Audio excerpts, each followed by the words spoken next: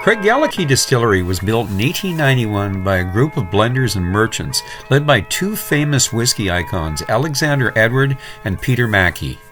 Mackie was involved with Lagavulin and helped create the White Horse blend, while Edward's father had Ben Renz. Besides his partnership in Craigellachie, Edward built Dallasmore, Ben Romack, Altmore, and Dallas Dew. Edward sold his share in Craigellachie to Mackie, who by 1916 owned the distillery, which became part of his White Horse Distillers Company. In 1924, Peter Mackie died, and by 1927, White Horse Distillers was purchased by DCL. In 1985, Guinness purchased DCL and formed United Distilleries, but the big merger was about to come in 1998 when Guinness and Grand Metropolitan formed Diageo. Because of new monopoly laws, they had to sell John Dewar's & Sons plus 4 distilleries to Bacardi. That included the Craigellachie Distillery. There are numerous other distilleries around Craigellachie, which is in the heart of the Speyside, next to the Spey River. It is the home of Alexander Edwards' historic Craigellachie Hotel with its legendary Quick Bar that was built in the early 1890s. Craigellachie is also the home of the world-famous Speyside Cooperage, where you can watch the skillful coopers build their whiskey barrels. Craigellachie may not be as popular as Speyside whiskey as its next-door neighbors, Macallan, Arborlore, Glenfiddich, Glengrant, Balvenie, Glenross, just a few minutes away, but is finally gaining attention for the many international awards it has been winning recently. Craigellachie is one of the few distilleries still using worm tubs and a steinbecker mashtun, which contribute to its meaty, fruity, and robust nature. The famous whiskey writer Alfred Bernard described it way back in 1892. It's old-fashioned.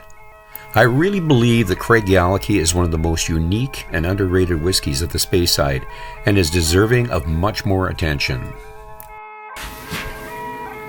Well, welcome to Noel's World of Whiskey. And I have here 3 bottles of Craigellachie. And what I'm going to do is we're going to compare them. It's kind of difficult to call it a shootout because we got 2 46s here and a cask strength of 52.3 or 4. I'll have to check on that. So this is an AD Rattray independent bottler from Hogshead Cask.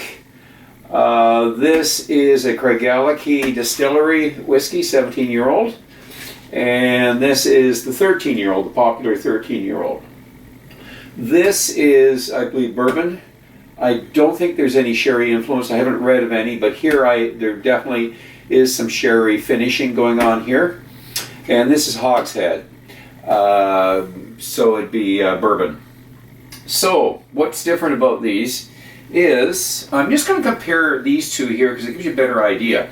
If you look at the two of these here, you're going to see one is quite a bit lighter than the others. So the sherry influence versus the 16 casking. This is 17.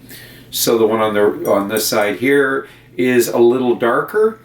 This is a 16. They're close in their life, but this is cask strength, and it still is a slight bit lighter than the sherry influence 17-year-old. So the 16 here, and of course the 17.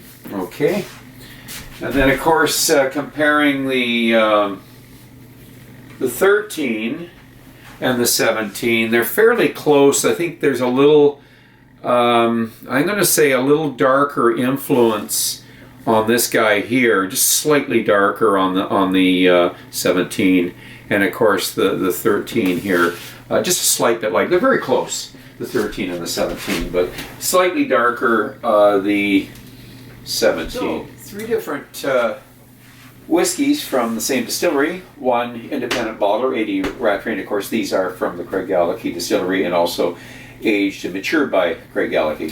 So let's start off here with the 13, 46%, and we will give it the nose. Very, very familiar nose, of course, because the Craigellachie, I can almost identify that blind. Always the slight sulfur background to it, but you know, it does have some floral stuff. It has a meaty character, umami, or we'll say savory character to it. Even some honey notes going on here. Slight bit of citrus, A little zestiness. Okay, I'm going to make this fairly fast. We're going to move on. And we're now at the 17. Oh, yeah, so a little milder, not quite as intense. I think I said that in the video. Floral.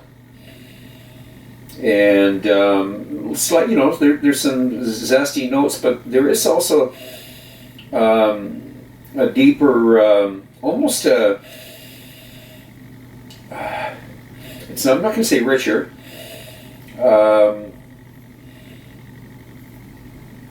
Well, it's berries. It's the berries. So floral and berries. Floral berries. Almost like we're at Bouchard Gardens here. And there's not as much of the sulfur stuff coming through here as there is in the 13. Maybe very slight in the background. Yeah, it's there, but it's slight. Okay. Let's now get into the 80 Rattray 16-year-old Craigellachie. Oh yeah, different. Boy, you can really get the sulfur notes. This is a more intense version of this. Yeah. But this is similar. They are similar. There's definitely the Craigellachie signature there. But intense. Wow. So, this is closer to this than that, but more intense. And there's, yeah, besides the sulfur notes, you know, there's a minerality. I'd say definitely slight bit of, oh golly, leather. And now I'm getting a little bit of sweet stuff going on. And, you know, a lot of what was in 13, just more intense. Okay, now, palates. 13. Sludge.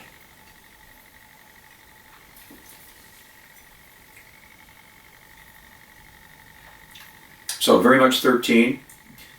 I do drink this on a regular basis. It is a one have reviewed before, so I am very familiar with the 13.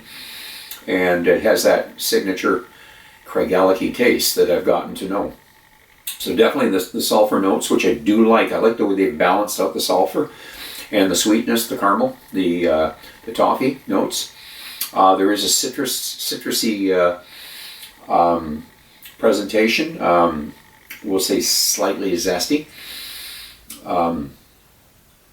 It does have some minerality, as I mentioned earlier. I do kind of like the body, the character of the body. There's something there. It coats your mouth, and that's the worm tubs, of course. The worm tubs do seem to have an effect on how it presents itself. So now what we're going to do, we're going to go to the 17. Oh, I think we better have a little water first. So some water.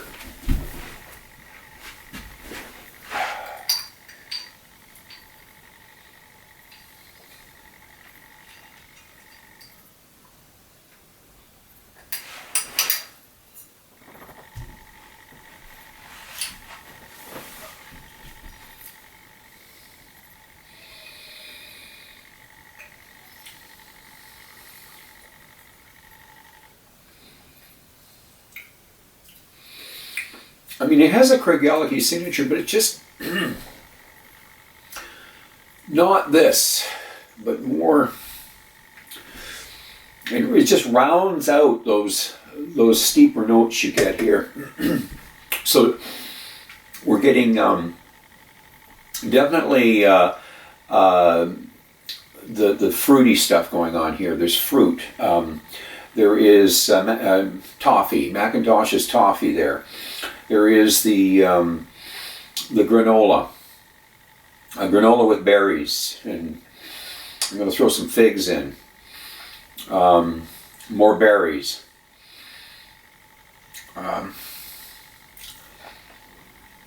It's got body to it, not quite as meaty as this guy here,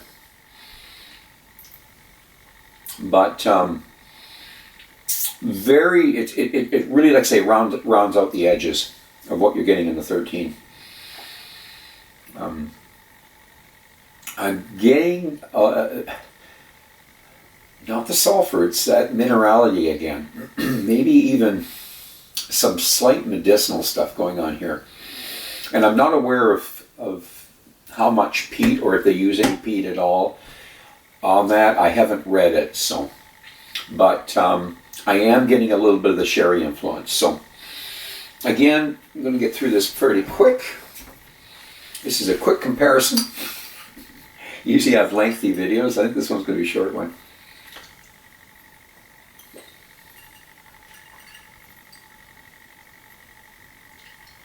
So now we're getting into the independent bottler, A.D. Rattray, and his presentation of a 16-year-old. So these two are close in age. And this is the 52.3%, I believe, is what it is there. 52.3%, 16-year-old, A.D. Rattray.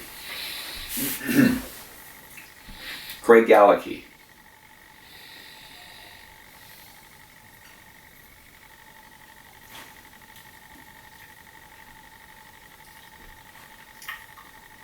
Obviously a little more intense there, 46 to 52.3. Amplified, the 13 amplified, getting the meat, the savory notes. Oh boy, ribs on the barbecue, and the sulfur's there. There is some sweetness. Barbecue sauce, toffee. Got some citrus stuff going on, some lemon, and the minerality that you've got here. It's got that Craigellachie signature. There's no question about it. So basically, I'm going to go through it a second time here, and comparatively speaking, just sort of go back to the 13, because we're here. It gives me a chance to go back and just compare the two there, because I think they're close. This is the one that's different. It's the 17. So let's give that a shot. So the 13.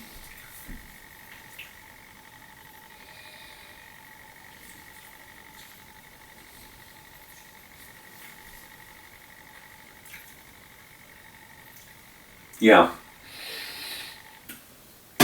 these two are the closest together. Finish. Still going, still happening. I did some notes after doing the review on this guy here, and this does seem to have equal, if not a hair bit longer finish, the 13. I mean, they're so close. I could be mistaken, but that's how I feel. So we'll see what happens now, because this is a second time around, giving it the opportunity, just because they're that close together. The finish is right now, I'd say medium here. Okay, so we'll go to the 17, and I'm just curious, which has the longer finish? You would expect the 17, of course.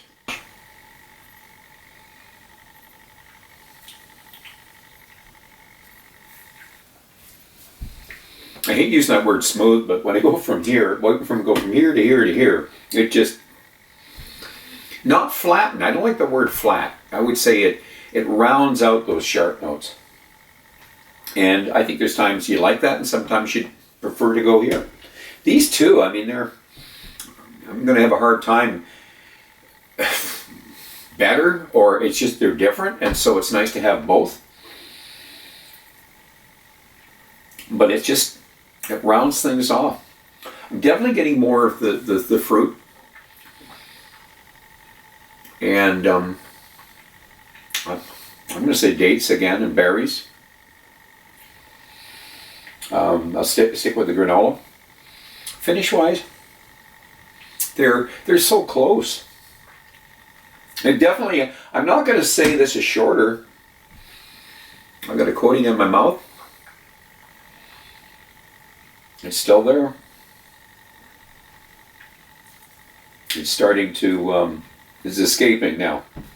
Things are escaping now. But in that time frame, you are getting the layers of granola, the granular stuff's going on there.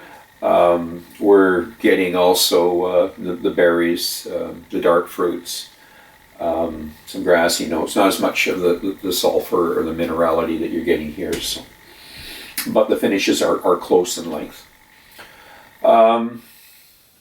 It's time to check this one out for finish. So, we're doing this fairly fast. I wanted to do it fast. I wasn't going to get into real detail on this one here.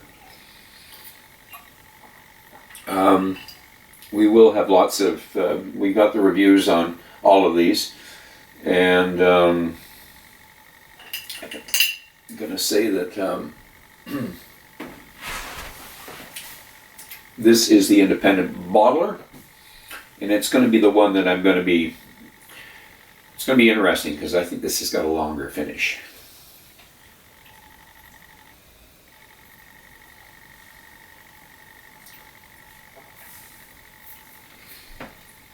Definitely different than this.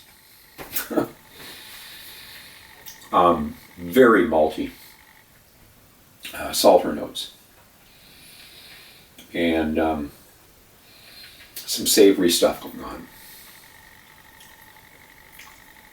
It's coated in the mouth. Almost some mint stuff going on there too. I would say eucalyptus. And I've got, when I say meaty, I'll go back to what I was mentioning, the barbecue, or ribs on the barbecue, or ribs, little barbecue sauce going on there. This definitely has the longest finish of the three. So when you're scoring these here, it's interesting because these two are so different. I think personally, I think they're, I've saw reviews where they say they're, this is that, or they're saying it's different, but you can really taste the Craigellachie signature in them. But I find them different. Personally, I find them different. I find this closer to that. And the only difference is that, 52.3%, and it's an amplified version of the 13, 16 years old. So these are definitely different whiskeys. This is different than that. This is closer to that. Longer finish. What would I go out and spend my money on? I got a good deal on this. It was good value for my money. That's the one I'd go out and get another. I would invest in that again. 150, somewhere around there, a little under 150, 16, year less than this. Doesn't have the sherry finish, so maybe it costs more to finish this. This is a 13, costs less than half what that does. Obviously, it's a no-brainer. You're going to go out and get that. At $200, it's a tough one. I don't know if I'll buy another bottle. I can't see into the future. Is it going to keep going up, or is it going to stay at 200?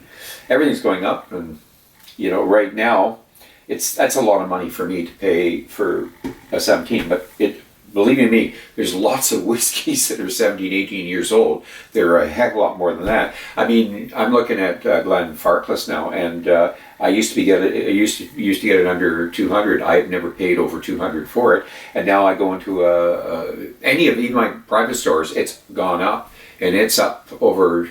It's 210, 212. So I don't know. And then sure, your Glenlivets and your Glenfiddichs and You know, what I think Macintosh and a few of those other whiskeys are way down there. Jura 18 is down there. Jura might be the best deal out there because it's got a lot of character to it for an 18.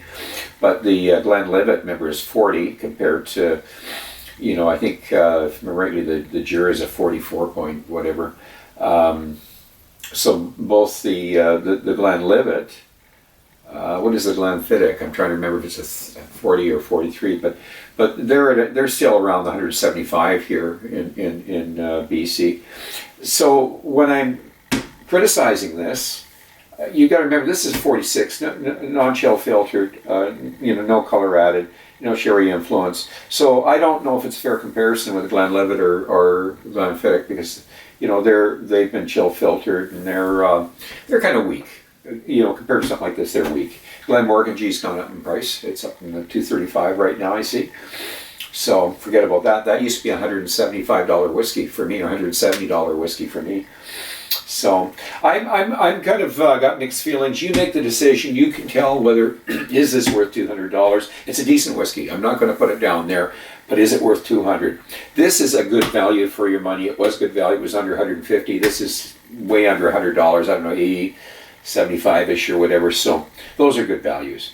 Anyways, if I was to rate these, I would stay with about, you know, with my scores on these, is 86, 87-ish. You know, this is going to be somewhere in that same range there, you know, 86-ish. For the value for your money, 85, 86, you know. This guy here, you know, darn it, for what you're paying, man, it's an 87 at least, you know. It's got to be, you know. So that's it. And I'm going to finish off by asking you to drink wisely, drink intelligently, and do not drink and drive. And until the next time, so much.